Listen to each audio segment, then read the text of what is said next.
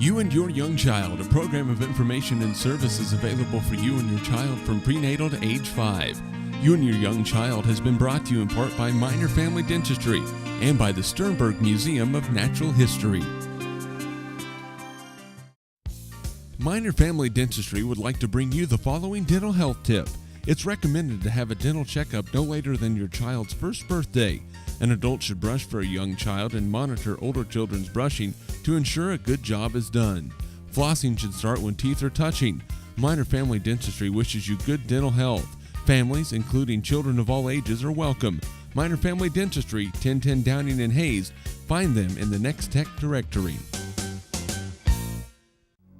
Now at the Sternberg Museum of Natural History, it's your chance to enjoy feelings from fear to fascination with Rattlers exhibit. With 23 species of rattlesnakes native to the United States, it's the only place to view all 23 species at the same time. Enjoy snakes from all over the country. Learn the facts about these snakes, including where they live, interesting behaviors, and why they're undeserving of their bad reputations. We'll see you soon at the Sternberg Museum of Natural History, right down the street, 3000 Sternberg Drive, Hayes, Kansas.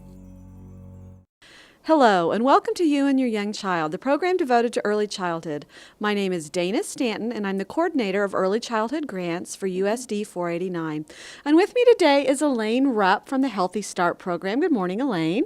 Good morning, Dana. Now, first of all, tell us, just very briefly, what organization you work for and what you do there. I am at the Hayes Area Children's Center, and I am with the Healthy Start program, which provides visits to new parents. Okay. Now, today we're going to talk about a new program. It's actually new to our community, and it's actually a program around the country, and it's called Safe Haven. Tell us, what is Safe Haven? Well, when you think about the word safe haven, automatically we start thinking about protection or safety when you think of that. Well, the law actually is something that provides protection for babies and for parents, and it would be in the case where a child may be abandoned. So, all over the United States, in all of the states, we have a law now that protects parents and their right to say, I can't care for that baby. I need to be able to take them to a designated area. So the infant is protected this way from injury or abandonment, and it's like a safety net. So it provides a parent with choices, and so that they have an alternative, but they have to follow some guidelines. Okay. So basically, a parent finds himself in some sort of impossible situation. They've just had a baby, and rather than abandon the child in a place that's dangerous, could be harmful for the child, our law is now saying it's okay if you take your baby to this safe place, there's no repercussions to you. That's correct. Yeah. And you know, when we think about different situations with parents, there can be crisis times where this could occur.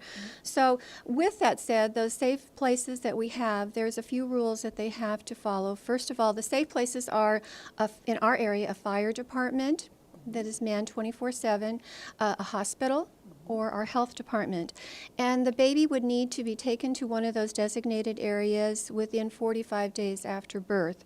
And this would also mean that the baby was uninjured or had not been neglected. Now, is this something just for our community, or is it other states? No, this is in all 50 states.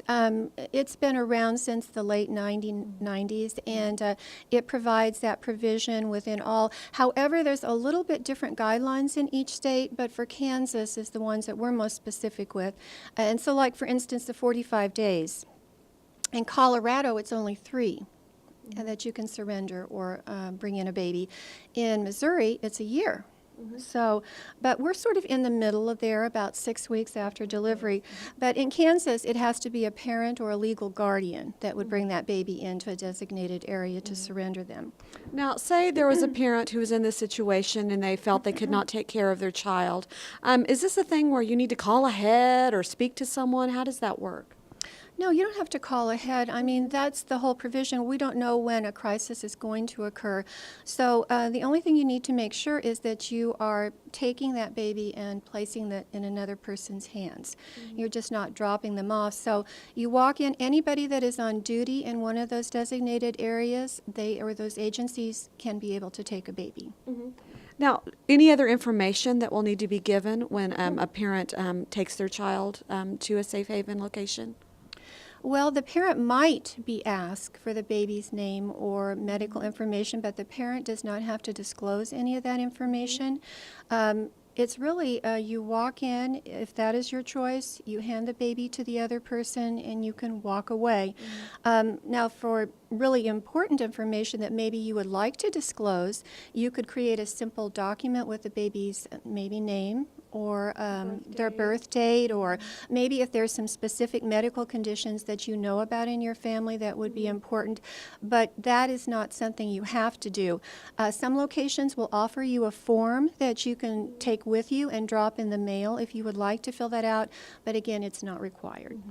I think I'm going to keep saying this. So basically, it's confidential. There would be no repercussions to a parent who found themselves in this situation.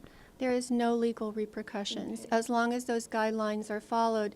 And you know, this is a really safe alternative because if a baby is abandoned, that's a felony. So this, and that has legal repercussions, but this is a safe provision, that safety net for parents so that they won't have to worry. They know their baby is going to go to a safe location, be taken care of, and that hopefully that they will have an open, like to adopt into a family that they are cared for. Yes. What happens once a baby is dropped off? What is the process? What happens next? Well, usually it sort of, again, differs in each state, but in Kansas here, the first... What happens in Hayes? Okay, in Hayes, that's a good question. In Hayes, the local law enforcement would be called because they are the ones who are going to have to transport the baby to a facility of care or to the Child Protective Services. And then at that point, then probably a medical examination is going to be done to make sure that they're well. And then at that point, Child Protective Services are going to find an available care center for that baby, a home to be able to go to. What happens if a parent does this and they change their mind and I've made a huge mistake? Well, and you know, in a crisis situation, that could happen several weeks later.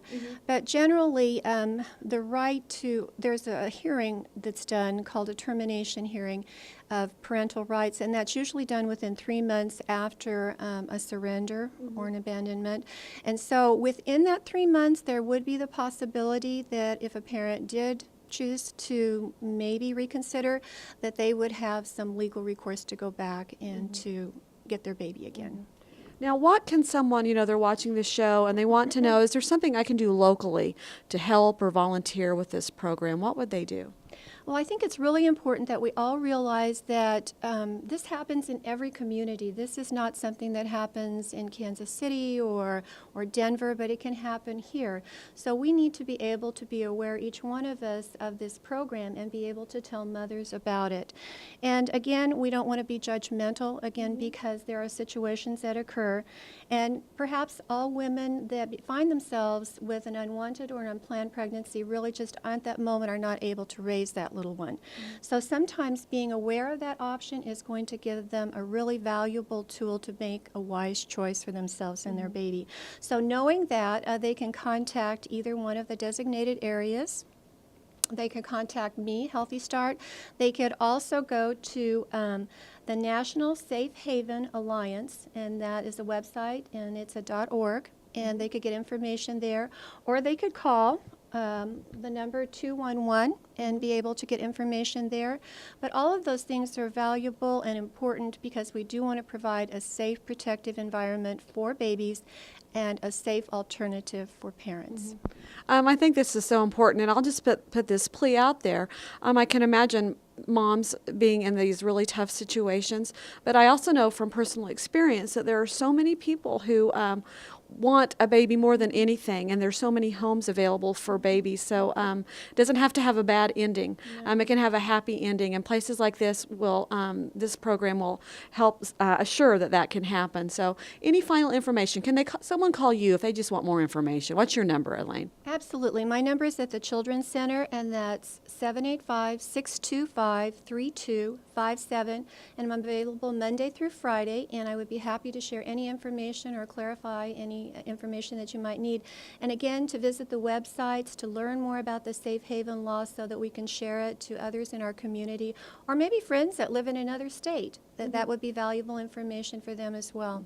Thank you so much for letting us know about this important program. Thank you. You've been watching You and Your Young Child, the program devoted to early childhood. Parents, remember, you are your child's first and best teacher. Thank you.